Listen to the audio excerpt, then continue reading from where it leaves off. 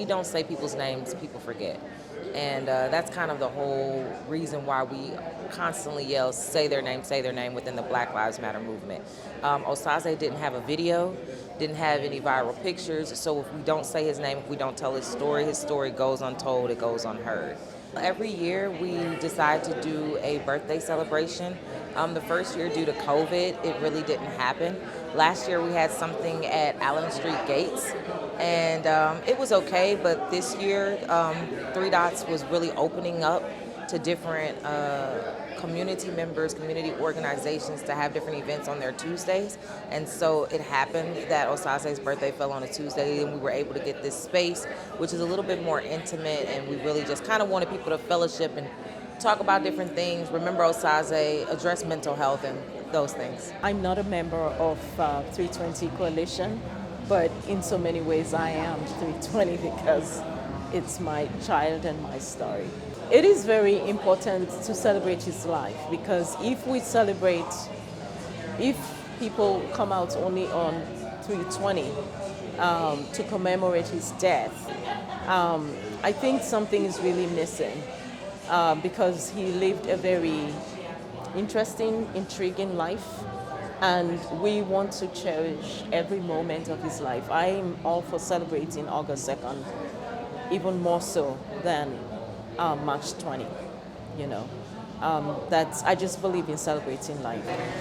I would say compared to previous year's celebrations, it's about the same. I think people don't genuinely know how to observe a birthday for somebody who's not here anymore.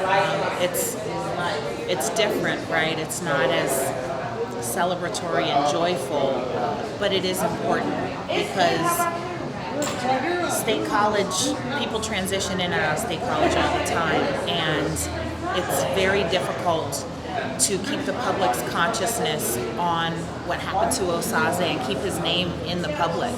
So it's been our goal to take these moments to remind people of who Osaze was and what happened to him, and the changes that still need to happen so it doesn't happen to anybody else. Right now we're working on Osaze's Law, which is the divestment of having guns at mental health calls. We don't want guns to be allowed at mental health calls. If you look at the borough, they've already hired a social worker.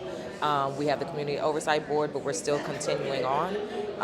But our goal is to definitely bring awareness to the Black Lives Matter movement within State College, the State College community, and bring awareness to the lack of mental health resources, especially for the Black community specifically. But honestly, overall, the mental health resources here in State College aren't good enough for the amount of people here, so we want to bring awareness to that. We want to make sure that we not necessarily just stick with State College Borough proper. The event happened in State College Borough, but I live out in Penns Valley, and I'm raising my Black sons in Penns Valley. And I know what needs done out there, and that there's not anybody out there, not enough people out there that are helping with that advocacy. So we want to make sure that all of Center County has advocacy and have people to speak for them in the community. So we're really, right now,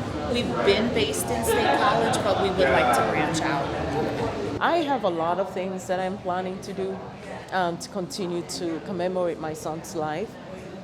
We are, in fact, starting 501c3. It is called Mercy Seat, and named after my son, Osaze Osagie, Mercy Seat Incorporated, because we want to be able to partner with organizations that are working with mental health, disability, and homelessness to see ways in which we can help the community and help this community to handle that particular population. I do want to thank the 320 Coalition for keeping my son's name alive, and also seeing it as a primary cause on their part to celebrate his birthday. And I came out to celebrate his birthday, knowing there'll be a cake. Because they want to be sure that my son's name doesn't disappear or that his story doesn't disappear from this community. And I do thank them and applaud them for that.